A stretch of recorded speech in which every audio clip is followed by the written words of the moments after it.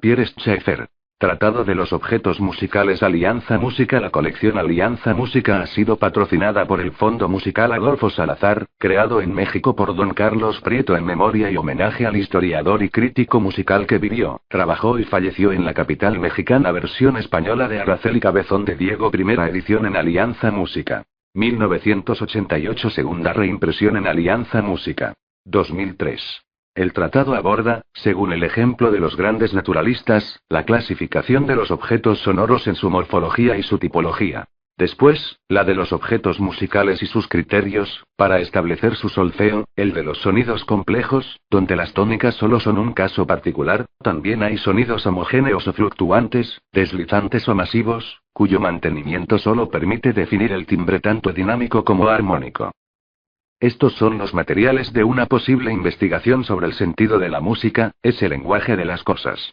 Nos conducirá también a una aproximación antropológica, como sugiere Claude Lévi-Strauss. Solo quedaba mostrar con claridad la ambigüedad de un tratado de los objetos, al que seguiría un tratado de las organizaciones musicales, de parecida importancia. A ello está dedicado el capítulo nuevo, que es a la vez una guía de lectura o relectura y una problemática de la música actual. Se podrá utilizar la nueva escucha aprendida a propósito de los objetos, con vistas a la identificación de las estructuras. Existen en la música, como en el lenguaje, dos niveles de articulación. A falta de ellos, podemos decir que la mayoría de la música contemporánea está lisiada. Se nos presenta como voluntad o representación. ¿En cuál de las tipologías existentes podría basarse una pedagogía que condujera al sentido? Ocurre que por un feliz concurso de circunstancias otros tres documentos podrán aclarar esta amplia reflexión. Tras las músicas electroacústicas, edición INA GRM, Edisud, 1976, aparecería un léxico del Tratado de los Objetos Musicales de Michel Chion y Jacques Vidal, edición INA GRM. Además de las obras aparecidas, estudios de ruido, sinfonía para un hombre solo, estudios de objetos, fonograma anuncia para dentro de poco la prensa de una obra reciente, el triángulo fértil, último desafío que el padre de la música concreta lanza a la electrónica.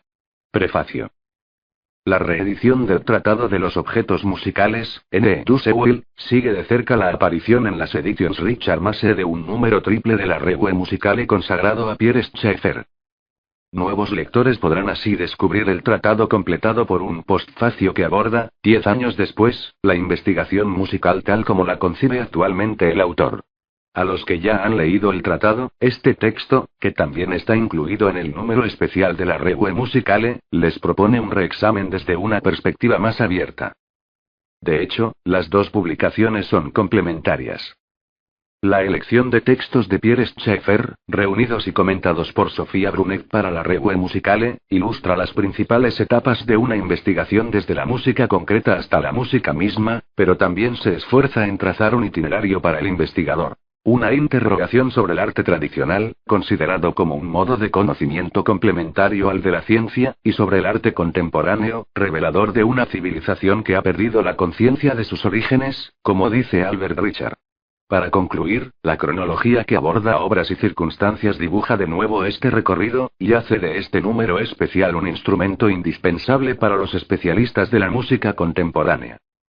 Por su parte, el Tratado de los Objetos Musicales, publicado en 1966, presentaba el balance lógico de una investigación cuyos métodos y postulados fueron presentidos desde 1948, época de los primeros hallazgos, y elaborados en 1958, época en la que el grupo de investigación de música concreta se convertía en grupo de investigación musical, simplemente.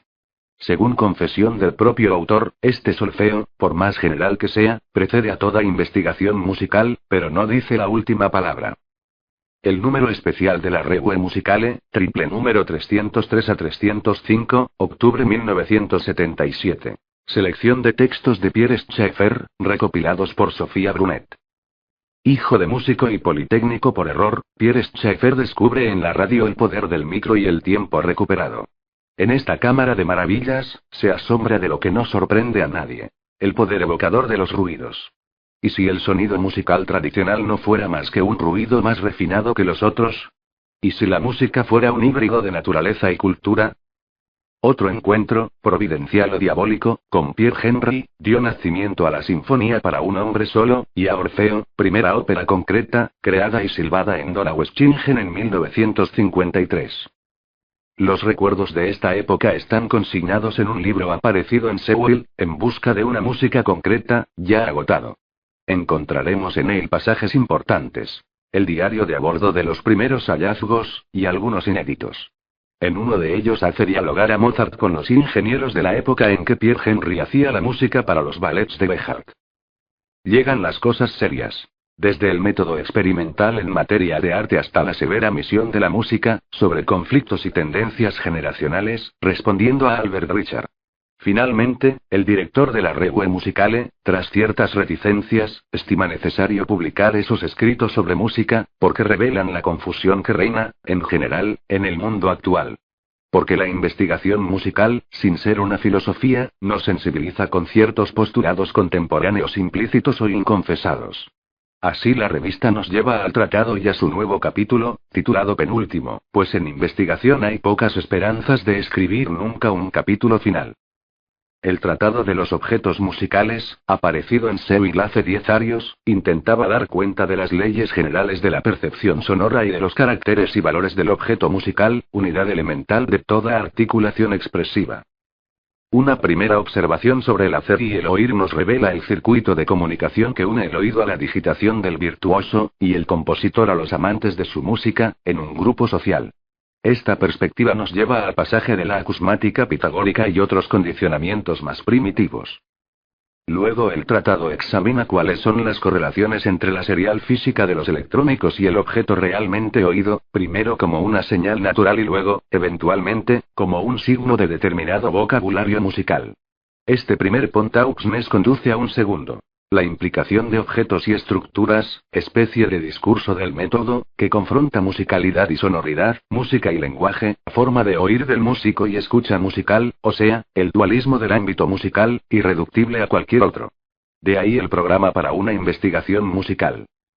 Le Pontaux-Ness, el puente de los burros, expresión francesa que hace alusión a lo que ninguna persona puede ignorar, y que sin embargo no pueden aprender los faltos de inteligencia. Compárese N. Fernández Cuesta, Diccionario de las Lenguas Española y Francesa, Montaner y Simón, Barcelona, 1885. N. Del T. Preliminares. Situación histórica de la música 19 Libro primero. Hacer y oír primero el prolegómeno instrumental 33 y captar los sonidos. La acusmática 47 y las 4 escuchas 61 y la intención de oír 75 Libro segundo. Correlaciones entre la señal física y el objeto musical. Equívocos de la acústica musical. Timbres y alturas 93 b. Umbrales y transitorios 111 b. Anamorfosis temporales 123 b. Tiempos y duraciones 147 Libro tercero. Objetos y estructuras X. La escucha reducida 159X. Estructura de percepción. Música y lenguaje 171 Xi. La escucha reducida y el dualismo musical. 183 Xi. El paso del sistema tradicional al sistema experimental 199. 12 Índice Libro cuarto. Morfología y tipología de los objetos sonoros y solfeo de los objetos musicales. 215 Xi. Morfología de los objetos sonoros. 217 Xi. Tipología de los objetos sonoros, y criterios de clasificación 227X de la experiencia musical a un solfeo más general 243XB. Solfeo de los sonidos homogéneos. Criterios de masa 259XB. Solfeo de las masas fijas. Criterio dinámico y de mantenimiento 269XB. Solfeo de las variaciones. 285 Libro V. La música como disciplina X. Pasando a la práctica 297XX. El sentido de la música 317XI. En busca de la propia música 33, 13, 37. A la memoria de mi padre violinista cuyo precepto transmito aquí. Trabaja tu instrumento. Nuestro reino no es de este mundo, dicen los músicos, pues en qué lugar de la naturaleza encontramos, como el pintor y el escultor, el prototipo de nuestro arte. El sonido habita en cualquier parte, pero los sonidos, quiero decir las melodías que hablan el lenguaje superior del reino de los espíritus, no reposan más que en el seno del hombre. Sin embargo, no es cierto que el espíritu de la música, parecido al del sonido, abraza a toda la naturaleza.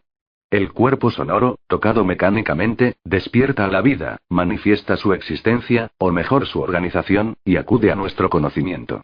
¿Y si el espíritu de la música suscitado así por el iniciado, se expresara de forma armoniosa y melódica en acordes misteriosos inteligibles solo para él? Así pues, estas repentinas inspiraciones del músico, y el nacimiento de las melodías en él no serían otra cosa que la percepción y la concepción inconsciente, o mejor, inexpresable por el lenguaje, de la música secreta de la naturaleza, considerada como el principio de la vida o de toda actividad vital. En este caso no estaría el músico en la misma relación con la naturaleza que el hipnotizador con el sonámbulo. El oído es la vista de dentro. El texto de Hoffman, con 150 arios de Chrysleriana a las espaldas, plantea alegremente el problema de hoy y de siempre. Pero el romanticismo tiene ciertos aires de gran señor que hemos debido perder. Ellos eran ingenuos y generosos. Nosotros somos competentes y reservados. ¿Quién de entre nosotros, aunque fuera en otros términos, se atrevería a cuestionar así la música? Sin embargo, esta temeridad nos sigue inspirando. Aunque ya no invoquemos a la naturaleza por su nombre teatral, puesto que se trata de ciencia, y aunque los mecanismos del espíritu, evocado ya sin mayúsculas, sean espiados por el fenómeno del conocimiento, apenas podemos decir que hayamos avanzado nada. Los conocimientos aumentan, las experiencias se multiplican, el dominio de la investigación se extiende y se fracciona.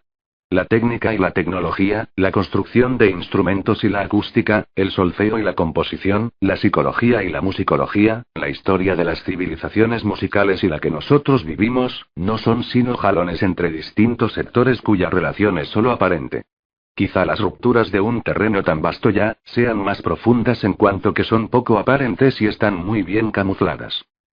La aventura de una síntesis siempre tienta, pero atrae a dos clases de espíritus. Aquellos que piensan que la acumulación de conocimientos proporciona la solución, y que terminaremos por trasladar la música a una simple ecuación, y los que saben que un pensamiento bien conducido nos lleva a cuestiones simples, sobre las cuales reposan tanto las ecuaciones de la ciencia como las intuiciones del arte.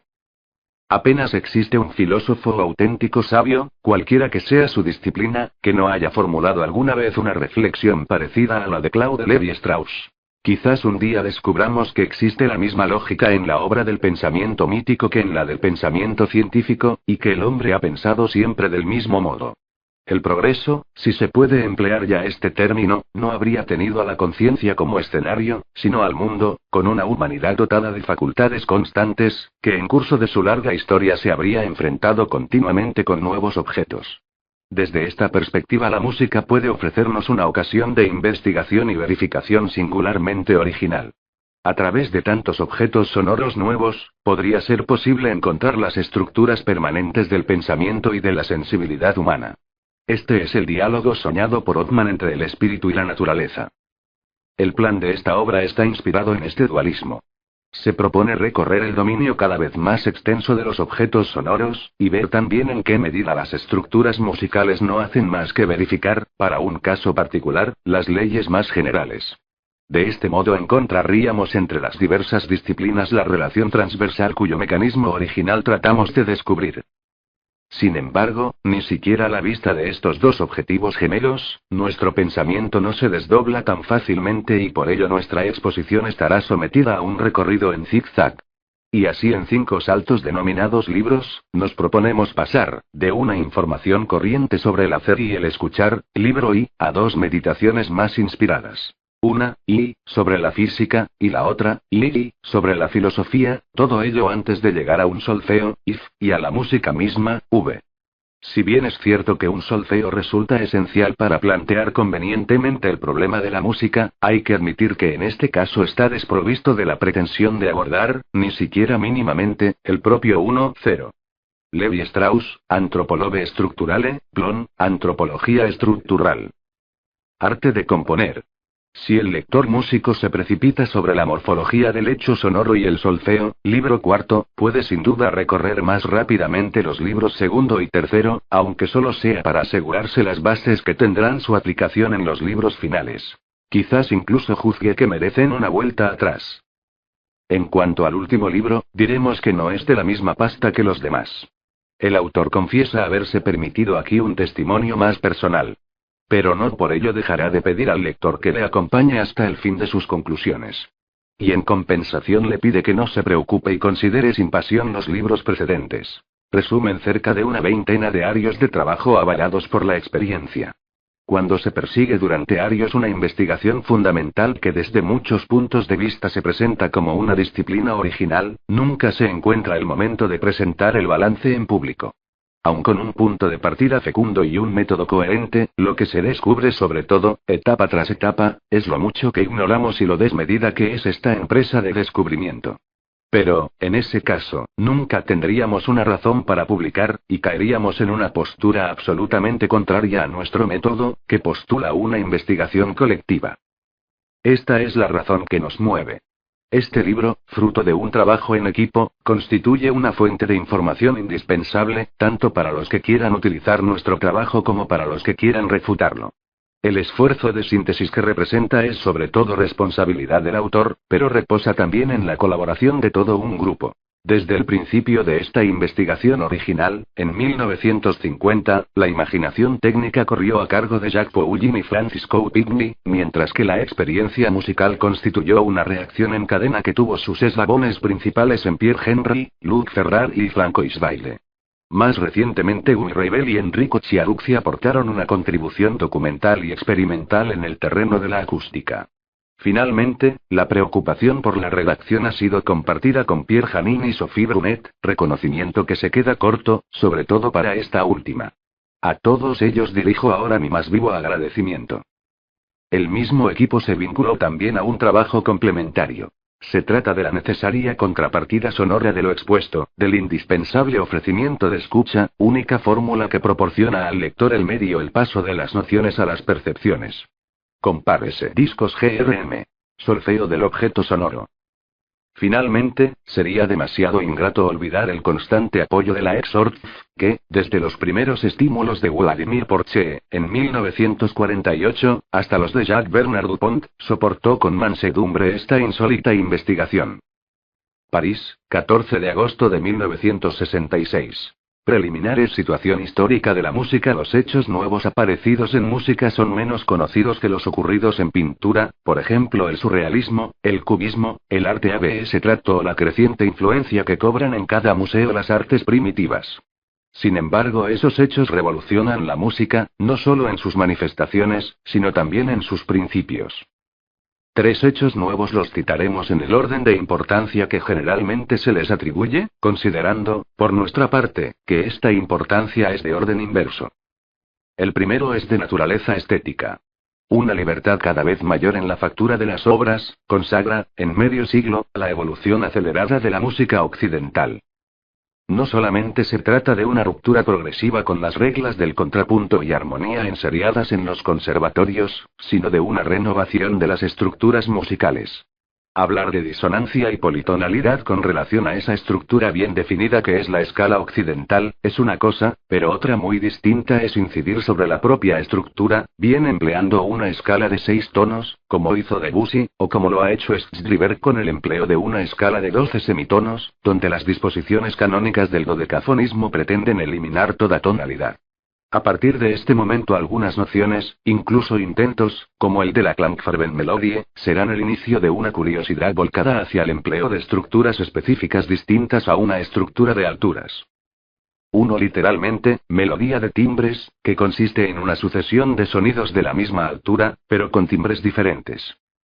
20. Pierre Schaeffer. El segundo hecho es la aparición de técnicas nuevas, ya que las ideas musicales son prisioneras, más de lo que creemos, del utillaje musical, así como las ideas científicas lo son de sus dispositivos experimentales.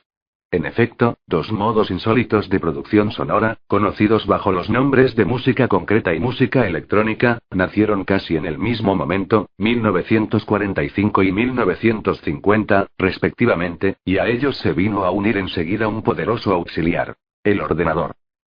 Durante más de 12 años estas tentativas se han opuesto entre sí antes de revelar ciertos aspectos complementarios. La música concreta pretendía componer obras con sonidos de cualquier origen, especialmente los que se llaman ruidos, juiciosamente escogidos, y reunidos después mediante técnicas electroacústicas de montaje y mezcla de las grabaciones. Inversamente, la música electroacústica pretendía efectuar la síntesis de cualquier sonido, sin pasar por la fase acústica, combinando, gracias a la electrónica, sus componentes analíticos que, según los físicos, se reducen a frecuencias puras dosificadas en intensidad que evolucionan en función del tiempo.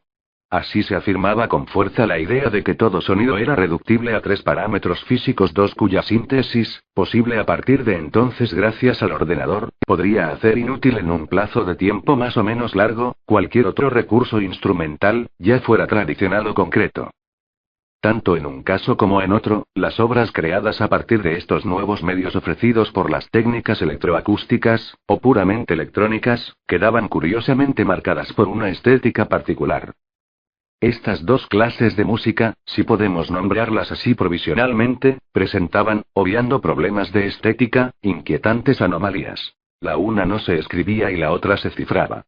Bien por defecto o por exceso hacían algo más que contradecir la notación tradicional. Se pasaban. Una tenía que renunciar ante un material sonoro cuya variedad y complejidad escapaban a todo esfuerzo de transcripción. La otra, resultaba anacrónica, ya que la aproximación de la partitura tradicional palidecía ante la precisión de un rigor tan total. El tercer hecho concierne a una realidad muy antigua, en vías de desaparecer de la superficie del globo. Se trata de los vestigios de civilizaciones y geografías musicales distintas a la occidental. Este hecho no parece haber tenido aún para nuestros contemporáneos la importancia que merece. La etnología se ha ligado y se ha referido en primer lugar a su propio objeto, más que al fenómeno musical que sus descubrimientos podían iluminar. Y los musicólogos, salvo excepciones, no parecen preparados para descifrar estos lenguajes que debían proporcionarnos las llaves de un verdadero universalismo musical. 2. La frecuencia medida en hercios, hercio. La intensidad medida en decibelios, dB. El tiempo, medido en segundos, s, o milisegundos, ms. Tratado de los objetos musicales 21. Los musicólogos, confiados en su propio sistema, se han dedicado a reducir los lenguajes primitivos o exóticos, a las nociones y términos de la música occidental. Y no es sorprendente que la necesidad de una vuelta a las fuentes auténticas haya sido precisamente afirmada por los músicos más modernistas, los de la música concreta en particular, que se encontraban forzados por su propia experiencia a poner seriamente en duda el valor de ese mismo sistema. Los 3 impases de la musicología. Uno de estos impases es el de las nociones musicales.